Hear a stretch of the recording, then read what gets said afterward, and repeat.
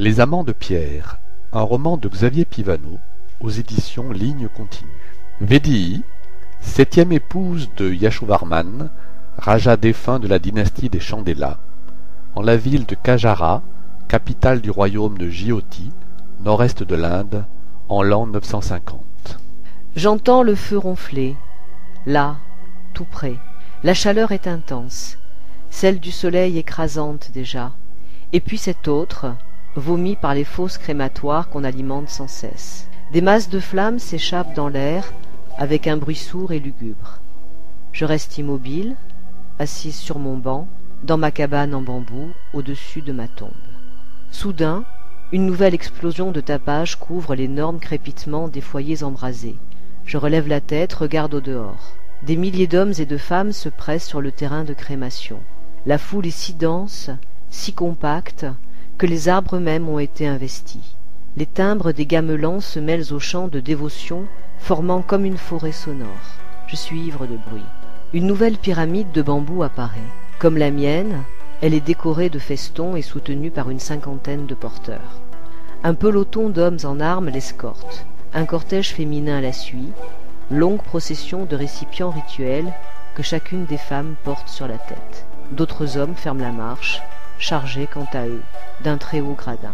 Le cortège se dirige vers une rampe, assemblage de bambous, de rotins et de cocotiers, enjolivée par des touffes de branchages à feuilles vertes, et cela avec une telle profusion qu'on n'aperçoit presque pas les différentes parties de la charpente. À son sommet repose une cabane ornée de bouquets et de guirlandes de fleurs, identique à celle que j'occupe.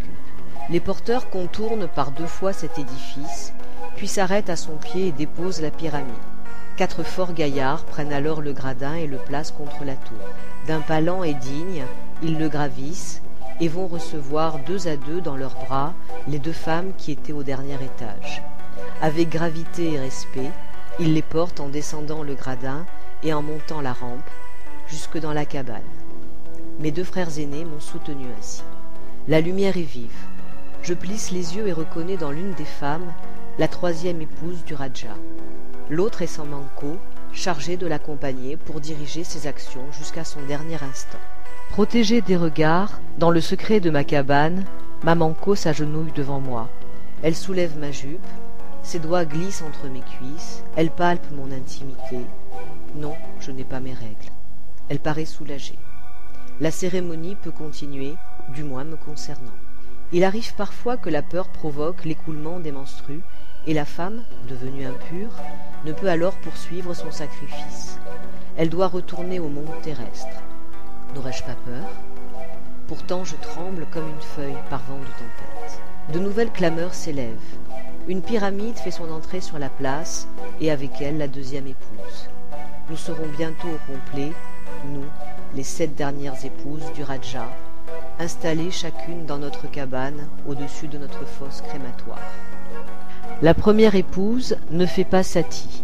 Elle doit veiller sur son fils, le prince héritier. C'est du moins ce qu'elle a invoqué pour ne pas s'immoler avec nous. Soudain, j'ai froid malgré la chaleur suffocante qui embrase l'air. Je n'ai peut-être pas mes règles, mais je grelotte. Cela ne me sauvera pas pour autant. Des larmes coulent maintenant de mes yeux. Elles sèchent avant d'atteindre mes joues. Oui, j'ai peur. Le temps passe, trop vite, trop lentement, je ne sais plus. Enfin, nous sommes prêtes. Nous, les 7 satis, avons été déposés comme des objets précieux dans les cabanes bâties à notre intention du haut des ponts, et maintenant nous attendons notre destinée. En bas, je sens la foule immense qui grouille. Toute cette multitude est venue de la région avoisinante pour assister aux obsèques du Raja, mon époux, notre époux. Cela fait déjà 3 mois qu'il est mort. Ce n'est qu'aujourd'hui, grâce au rite funéraire, qu'il va rejoindre le séjour des dieux. Et nous l'accompagnons, nous, ses épouses bien-aimées. Mais l'ai-je véritablement choisi? Je sursaute. Des briques de ma fosse crématoire ont éclaté sous l'intensité du brasier. Les troncs de bananiers qui surmontaient le mur circulaire s'effondrent. Des flammes jaillissent, je tressaille. Quand tout cela va-t-il finir? En une vague muette, un silence respectueux s'installe parmi la foule. J'en connais déjà la cause. Dominant la cime des arbres les plus hauts, une nouvelle pyramide richement décorée s'approche lentement. Elle est soutenue par les épaules de 400 porteurs. Le grand prêtre est assis près du cercueil royal, au dernier étage de la tour crématoire. L'escorte est à la mesure de la magnificence de cet appareil. Elle compte un gros bataillon de fantassins, armés de pics et de poignards. Ils sont vêtus d'un pagne blanc et d'un casaquin rouge. Leur tête est couverte d'un turban de toile blanche qui laisse à découvert la nuque et le sommet du crâne. À la mort de leur maître, ils se sont rasés les cheveux en signe de deuil. Suivent les brahmanes, plus nus encore, sans casaquin ni turban. Puis se succède la troupe des anciens officiers au service du Raja défunt et celle de ses employés. Le cortège est fermé par un groupe de 400 femmes portant, elles aussi, un pot sur la tête. La pyramide se dirige maintenant vers une rampe située à l'est du terrain de crémation, au cœur même de la cité royale, dans l'espace réservé aux princes souverains et autres membres de la haute noblesse, là où je me trouve aussi. La rampe donne accès à un pavillon de briques séchées au soleil, dont la hauteur impressionnante atteste la pompe d'un cérémonial qui doit refléter la dignité exceptionnelle du mort. Le pavillon est ouvert, reposant sur 4 poteaux surmontés d'un toit conique en grosse toile, ses 4 faces dirigées vers les points cardinaux. En son milieu se trouve placée, sur des tréteaux, une caisse en bois habilement sculptée. Elle représente un lion rouge. Le lion regarde l'Orient et sa crinière longue et hérissée imite les lancements des flammes. Des flammes, toujours des flammes. Je les entends gémir à l'unisson, impatientes de m'accueillir. Ma vue se trouble et je vois à travers un brouillard pourpre la pyramide s'immobiliser à la hauteur du pont attenant au pavillon. Plusieurs brahmanes y grimpent prestement pour aider le grand prêtre à transférer la dépouille du Raja dans le cercueil au lion, son ultime demeure terrestre. Mais pourquoi dois-je l'accompagner dans ce voyage? Je suis si jeune, et je n'ai pas choisi d'épouser ce vieillard. De vives clameurs attirent mon attention. À travers la fumée blanche qui monte vers le ciel, j'aperçois la cour qui fait son entrée solennelle, précédée par la garde royale en casaquin noir. Le prince d'Anga a fière allure dans son palanquin porté sur les épaules de 4 notables. Il est vêtu comme sa garde, excepté que son casaquin est jaune et bordé d'or et qu'il va tête nue. Je ne l'ai jamais aimé. Et depuis qu'il a hérité du trône, il est devenu encore plus arrogant. Il est accompagné des attributs du pouvoir suprême, le glaive royal, les 2 dagues montées en diamant et les 4 grandes piques en or. Je vois aussi les membres de la famille royale en casaquin bleu et vert. Ils suivent à pied, et viennent enfin les officiers qui sont au service du nouveau Raja. Le cortège s'arrête maintenant à l'ouest du pavillon au lion, afin de rendre un dernier hommage au souverain défunt. Puis il se disperse. Chacun gagne sa place dans les somptueux dais réservés aux membres de la famille royale qui assisteront à la cérémonie en compagnie de leur épouse principale et de leur fille. Aérienne, la troupe des princesses longe le mur du palais pour rejoindre le dais royal. J'aurais tant voulu être parmi elles. Pourquoi ce silence soudain? Je n'entends plus que les battements désordonnés de mon cœur et la respiration brûlante des fosses. Les brahmanes s'affairent. Certains étendent des pièces de toile blanche. D'autres descendent le cercueil royal de sa pyramide et le portent sur un joli palanquin jusqu'au pavillon au lion, après en avoir fait 2 fois le tour. Et l'illustration commence. Entouré des principaux officiants, le grand prêtre déverse le contenu des pots qu'ont portés les femmes sur le lion écarlate où repose désormais le Raja. En répandant les liquides aromatiques de chacun des quelques 300 récipients, il prononce des mantras. Il récite les formules rituelles avec une telle énergie que je les entends malgré le ronflement et les crépitements des brasiers. Des brahmanes brisent ensuite chaque pot, jetant les débris pour moitié à l'ouest, pour moitié à l'est. Le temps s'immobilise. La foule reste silencieuse. La séquence se répète inlassablement. Répandre les onguents, réciter les mantras, briser les pots, jeter les débris. Le geste se conjugue à la parole en une litanie obsédante. J'ai du mal à respirer. Je halète, le souffle court. Mais brusquement tout s'accélère. Une douzaine de brahmanes s'emparent de longues torches de bois fin, vont en courant les allumer à la fosse la plus proche et les portent au grand prêtre qui les place en dessous du ventre du lion. Très vite, le feu crépite sous le cercueil, les flammes lèchent les sculptures et la 2e épouse du Raja sort de sa maisonnette. Tout comme je le suis, elle est vêtue de blanc, des seins aux genoux. Ses cheveux sont ajustés et ornés de fleurs. Ses parents et sa manco sont accroupis le long des rampes du petit pont horizontal sur lequel elle s'avance lentement. Il lui prodigue des encouragements à voix basse, l'exhortant à ne pas faillir, à ne pas déshonorer sa famille, à mener jusqu'au bout son rôle de Sati. Je m'entendais bien avec elle. Elle ne me voyait pas comme une rivale. Elle savait que je n'aimais pas notre époux commun, que je n'étais qu'un tribut de guerre.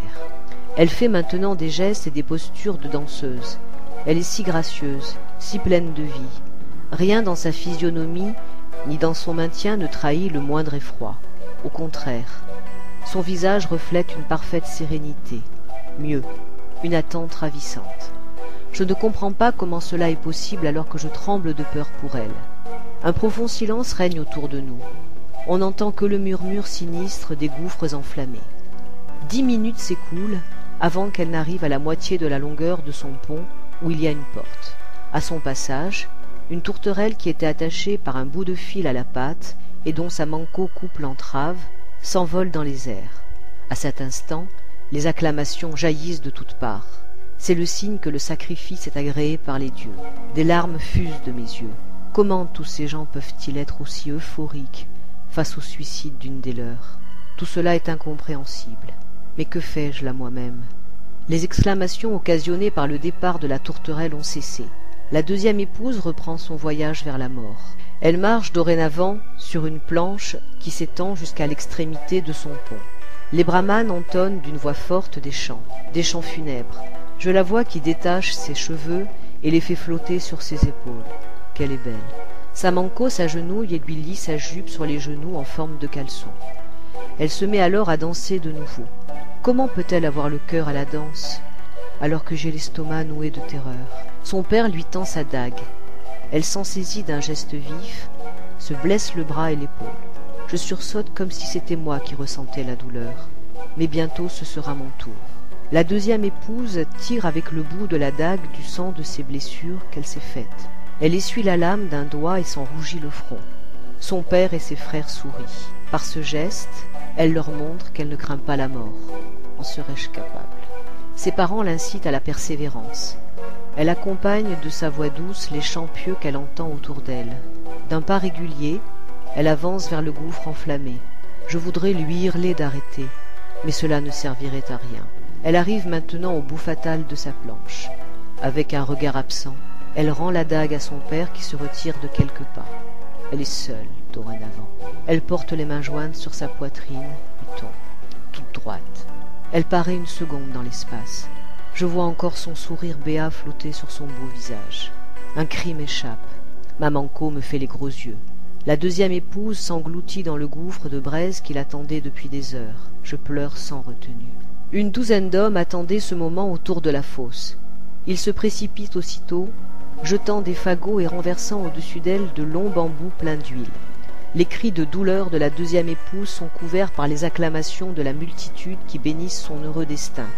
Je n'entends plus rien, comme si la peur m'avait rendue sourde. Je ne vois qu'une grosse colonne de fumée noire partant du gouffre pour s'élancer dans l'atmosphère. Où est passée la deuxième épouse?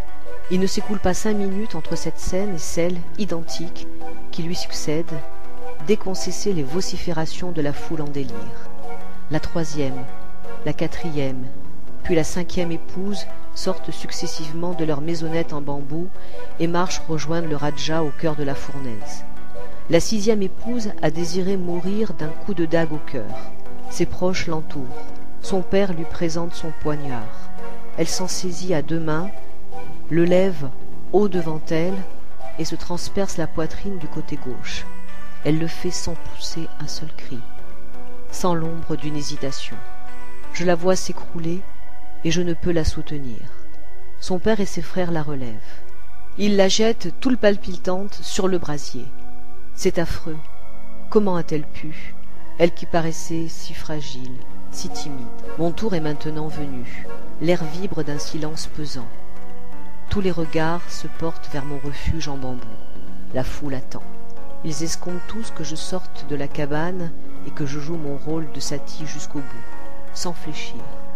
Mais j'ai si peur. Ma manco m'incite à me relever. Elle me tient par le bras. Pour connaître la suite de l'histoire, vous pouvez vous rendre sur www.éditionlignecontinue.info. À bientôt.